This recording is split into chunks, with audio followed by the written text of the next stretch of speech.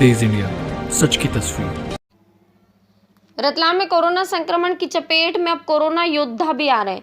उनकी दुखद मौत भी होने लगी। रतलाम में एक और कोरोना योद्धा की कोरोना से दुखद मौत हो गई। रतलाम जिले के शिवगढ़ थाना में पदस्थ प्रधान आरक्षक विमलेश दुबे ने कोरोना से संक्रमित होने के बाद इलाज के दौरान जिंदगी से जंग हार गए। बता दें कि प्रधान आरक्षक विमलेश दुबे रतलाम के शिवगढ़ थाना में लगातार कोरोना काल में अपनी सेवाएं दे रहे थे। कार्य पर रहने के दौरान वे कोरोना से संक्रमित हो गए और कुछ दिन पहले उन्हें इलाज के लिए मेडिकल कॉलेज लाया गया था, जहां शुक्रवार को प्रधान आरक्षक कोरोना से जंग हार गए। पुलिस विभाग द्वारा कोरोना वॉरियर प्रधान आरक्षक विमलेश दुबे को शुक्रवार को सम्मान के साथ अंतिम विदाई दी गई। शमशान में गार्ड ऑफ ऑनर दिया गया। बता दें कि लगातार पुलिस विभाग के जवान लॉकडाउन में जिले में कोरोना संक्रमण की चेन तोड़ने के लिए लोगों को घरों में रहने की हिदायत देते हुए ड्यूटी कर रहे हैं और इस दौरान 100 पुलिसकर्मी कोरोना पॉजिटिव हो चुके हैं। वहीं पिछले 9 दिनों में पुलिस विभाग के एक एसडीओपी और एक प्रधान आरक्षक को कोरोना के कारण खो दिया गया।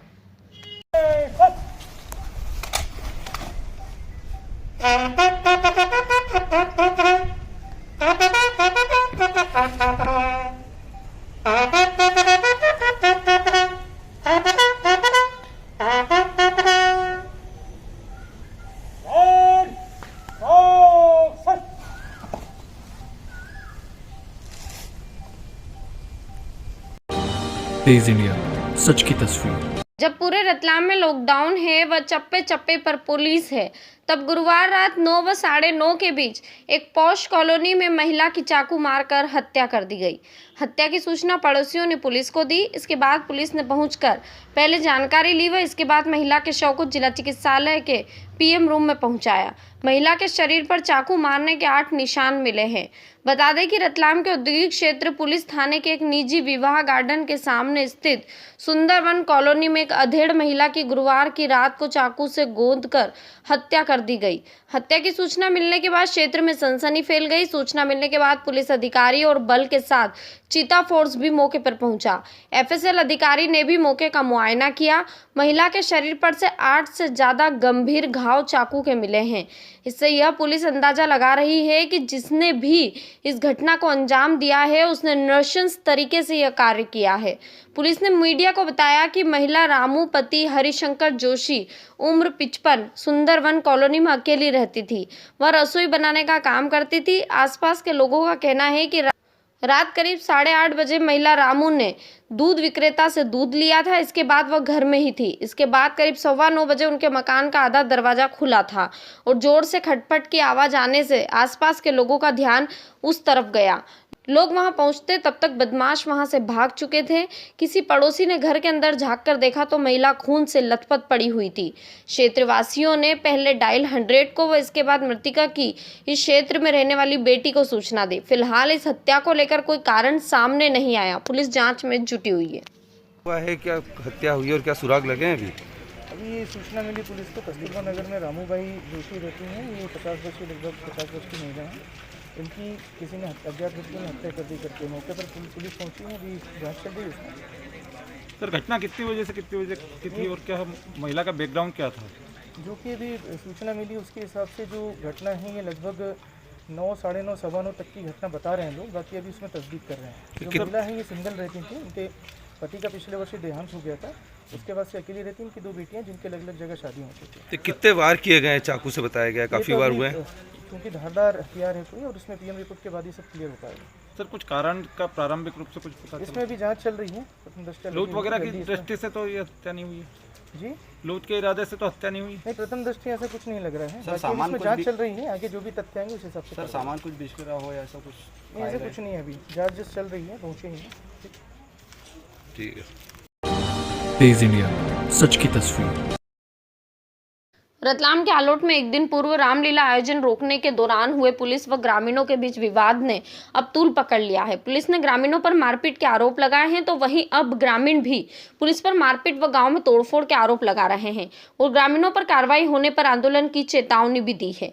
रतलाम जिले के आलोट थाना क्षेत्र के बरडिया राठौड़ गांव में एक दिन पूर्व रात में पुलिस को रामलीला आयोजन में भीड़ की सूचना मिली थी। डायल 100 गांव पहुंची और इस दौरान पुलिस व ग्रामीणों के बीच विवाद की स्थिति भी पैदा हो गई। ग्रामीणों ने पुलिस पर गंभीर आरोप लगाए हैं कि सरपंच प्रतिनिधि ने बताया कि आयोजन छोटे स्वरूप में था। और पुलिस के रुकवाने पर रोक भी थी, लेकिन जब कुछ ग्रामीण घरों से बाहर आ गए तो पुलिस ने ग्रामीणों पर लाठियां भांज दी, जिससे कुछ ग्रामीणों को चोटें भी आई। वहीं 1 घंटे बाद भारी पुलिस बल आया और कई घरों में तोड़फोड़ भी कर दी और लाखों का नुकसान कर दिया। अब यदि मामले में ग्रामीणों के खिलाफ मुकदमा बनाया गया तो हम भी पुलिस के खिलाफ आंदोलन करेंगे। इधर पुलिस का कहना है कि ग्रामीणों ने पथराव किया था, 2 पुलिसकर्मी घायल हुए थे, हमने पुलिस बल का प्रयोग नहीं किया था। गांव में आरोपियों की तलाश में गए थे, तब कई ग्रामीण घरों में ताला लगाकर भाग चुके थे। हालांकि अब इस मामले में 2 आरोपी गिरफ्तार हो चुके, वहीं 13 नामजद व 25 अन्य पर एफआईआर दर्ज की जा चुकी है। त्योहार था, उत्सव था, जो हर साल गांव के लोग बड़े धूमधाम से मनाते हैं। पिछले साल कोरोना की वजह से नहीं मना पाए, इस साल भी कोरोना की वजह से कार्यक्रम बहुत बड़ा होता है, लेकिन इस बार छोटा करा था, सिर्फ अभिषेक इतना रखा था। जो कार्य समिति वालों ने पंचायत से परमिशन मांगी थी, तो पंचायत वालों के पास आदेश तो है ही नहीं, उन्होंने मना कर दिया था कि साहब आप इतना बड़ा कार्यक्रम नहीं कर सकते हैं। तो समिति वालों ने निवेदन करा कि साहब हम अभिषेक तो करें, भगवान का नए दिन में नया त्यौहार है, अभिषेक करना जरूरी है, अनिवार्य। रात को पुलिस आई, किसी ने शिकायत करी, पुलिस के आने के बाद इन समिति वालों की और पुलिस की बातचीत हुई। बातचीत में पुलिस वालों ने समझाया भी है, समझाने के बाद उन्होंने बोला कि आपका कार्यक्रम बंद करो, कोरोना के हिसाब से ये नियम में नहीं आ रहा है, आप कार्यक्रम गलत कर रहे हो। तो इन लोगों ने बोला चलो ठीक है हम बंद कर लेते हैं। इनने सामान वामान समेटा, इतने में इधर से पुलिस वाले गए और स्वाभाविक बात है रात को पुलिस वालों को देख के थोड़ी सी भीड़ भी इकट्ठी हो गई थी, आस पड़ोस में माहौल बन गया था, क्या हो गया।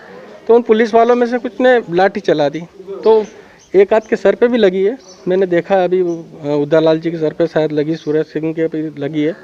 देखने के बाद हाँ भागा दौड़ी हुई, पुलिस ने एक के ऊपर लठ चलाया तो सारी पब्लिक भागी। तो भागने में कुछ पुलिस वालों के ऊपर भी धक्का मुक्की हुई है, तो उनको भी चोट आई है, ऐसा नहीं कि उनको नहीं आई है। लेकिन हम तो ये कहते हैं प्रशासन को इनसे पहले बात करना थी, अगर इनने कुछ नियम तोड़ा है तो पुलिस वाले इनके समझाने के बाद, हाथापाई के बाद पुलिस वाले चले गए, गांव वालों ने कार्यक्रम बंद कर लिया। उसके बाद 1 घंटे बाद, आधे घंटे बाद कम से कम 3 गाड़ी भर के पुलिस वाले आए। पुलिस वाले ने आने के बाद अभी मौके पे आपने भी देखा, हमने भी देखा, वो हमारे विक्रम सिंह जी पास में घर है, उनका कार्यक्रम स्थल मंदिर से जुड़ा हुआ, उनके घर में जाके फ्रिज तोड़ दिया, कूलर, टीवी, लैपटॉप, जितना भी सामान था वो सब तोड़ दिया। यहाँ कार्यक्रम की जितनी लाइटें लगी हुई थी सारी लाइटें तोड़ दी, और ये पूरे गेट तोड़ दिए, दूसरों के घरों के जाकर खिड़कियाँ तोड़ दी, वो सामने वाला गेट तोड़ दिया। मतलब कुल मिला के कम से कम 2-3 लाख रुपए का नुकसान इनके द्वारा किया गया। आप इस क्या कोई शिकायत करेंगे? नहीं, बिल्कुल हम, अगर ये मामला ये ज़्यादा गंभीर बढ़ता है और ये हमारे लोगों के ऊपर अगर मुकदमे बनाए जाते हैं तो हम भी सीएम साहब तक जाएंगे और इसके लिए हम हड़ताल करेंगे, भूख हड़ताल करेंगे, रास्ता जाम करेंगे, वहाँ बैठेंगे। कि बर्डिया राठौर में करीब 300-400 लोगों की भीड़ इकट्ठी हो रही है राम मंदिर के आसपास, और वहाँ पर टेंट और डीजे लगाकर लोग नाच गाना कर रहे हैं। तो इसी की तस्दीक पर वो 100 डायल और परियोजना अधिकारी के साथ में और एएसआई गौड़ के साथ में फोर्स के साथ में बर्डिया राठौर गए थे। बर्डिया राठौर मंदिर के पास वहाँ देखा भीड़, तो पुलिस की गाड़ी को देख के लोग थोड़ा बहुत तितर-बितर हुए, लेकिन जैसे ही एएसआई गौड़ के द्वारा कुछ लोगों से बातचीत करके दौरान और नाम नोट करने के दौरान 30-40 लोगों ने अचानक पुलिस पर और पुलिस की गाड़ी पर हमला कर दिया, जिसमें एएसआई गौड़ को काफ़ी चोटें आई हैं, सिर में और हाथ में गंभीर चोटें आई हैं, और आरक्षक विक्रम को भी चोटें आई हैं। और इसी दौरान पथराव और डंडों से मारपीट के दौरान चोटें आने के बाद पर जब पुलिस वालों ने अपनी जान बचाकर भागे, गाड़ी लेकर भागे, तो गाड़ी में भी पत्थरों से लोगों ने तोड़फोड़ की है। इसी दौरान आरोपी गणों के विरुद्ध एफआईआर दर्ज की है। एफआईआर में 13 लोग नामजद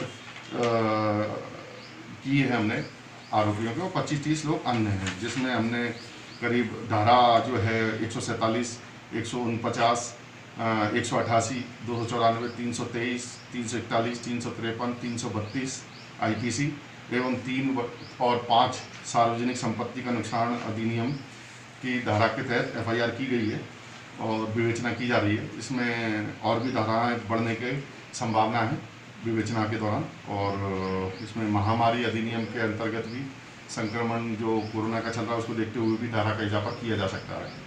नहीं, बल प्रयोग की आवश्यकता इसलिए नहीं पड़ी क्योंकि वहाँ पर कोई मिले नहीं। गांव में तलाशी के दौरान कोई भी पुरुष और नहीं मिले, ना कोई बाहर महिलाएं मिली। सभी लोग अपने घरों में ताला लगा के, कई लोग भाग गए थे और कई लोग घरों में छुप गए थे, और बाकी रोड पर और आसपास तलाश करके हम लोग वापस थाने आ गए थे। तेज इंडिया, सच की तस्वीर। कोरोना काल की आपदा में कई समाज सेवी अपने अपने तरीके से हर संभव लोगों की मदद के लिए आगे आ रहे हैं। ऐसे ही रतलाम में कुछ युवाओं की सराहनीय पहल सामने आई है। गांव पलसोड़ा के कुछ युवाओं ने जन अभियान परिषद के साथ जुड़कर सराहनीय कदम उठाया। युवाओं ने वृद्धा आश्रम के आयुर्वेदिक इम्यूनिटी बूस्टर व सब्जियों का सैनिटाइजर वितरित किया। युवाओं का मानना है कि कोरोना वृद्धों को अपना ज्यादा शिकार बना रहा है और बुजुर्गों की इस वक्त इम्यूनिटी पर खास ध्यान देने की आवश्यकता है। ऐसे में वृद्धा आश्रम के बुजुर्गों के लिए आयुर्वेदिक बूस्टर दिया गया है, जिसे चिकित्सक की सलाह के बाद वृद्धा आश्रम के बुजुर्गों को दिया जाएगा, जिससे इनकी इम्यूनिटी मजबूत हो और कोरोना से ये बचे रहे। इसके अलावा वृद्धा आश्रम में सब्जियों का सैनिटाइजर भी वितरित किया गया। दरअसल वृद्धा आश्रम में सब्जियां बाहर से आती है, ऐसे में संक्रमण का खतरा भी बना रहता है। इसके लिए एक आयुर्वेदिक वेजिटेबल्स क्लीनर भी दिया गया, जिससे वृद्धा आश्रम में आने वाली सब्जियां भी संक्रमण से सुरक्षित रखी जा सके। युवाओं ने 2 वृद्धा आश्रम में 3 माह तक उपयोग में लाने का इम्यूनिटी बूस्टर व वेजिटेबल क्लीनर दिया है, जिससे वृद्धा आश्रम में भी कोरोना संक्रमण को जाने से रोका जा सके। किस तरह से वृद्धाश्रम की ओर ध्यान दिया है, यहाँ की आवश्यकता है इस दौरान?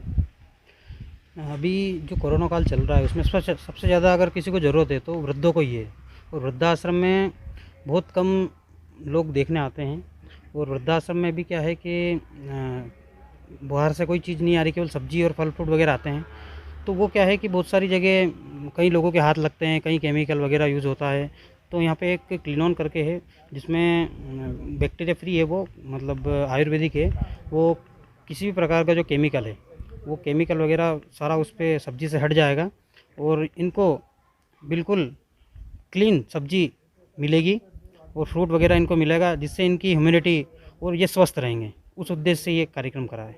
और एक दवाई है, एक जो ह्यूमिडिटी बूस्टर है उससे क्या इनकी जो ह्यूमिडिटी कमज़ोर है, सबसे ज़्यादा अभी वृद्ध को ही अटैक कर रहा है कोरोना, तो उनको बहुत फ़ायदा मिलेगा उस चीज़ से। आपका नाम?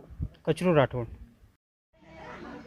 हाँ बताएं, किस तरह का गैस को लेकर यहाँ पर जो वितरण किया है, क्या जो कोरोना का समय चल रहा है, काफ़ी लोग ये वृद्धाश्रम में काफ़ी लोग यहाँ पे फ्रूट सब्जियाँ वगैरह देके जाते हैं, लेकिन उनकी साफ़ सफाई और इन सब चीज़ों का नॉर्मली तरीके से यहाँ ध्यान रखा जा रहा है, लेकिन इस ओर कोई ध्यान नहीं दे रहा है कि इनको पूरा शुद्ध साफ़ होके मिले।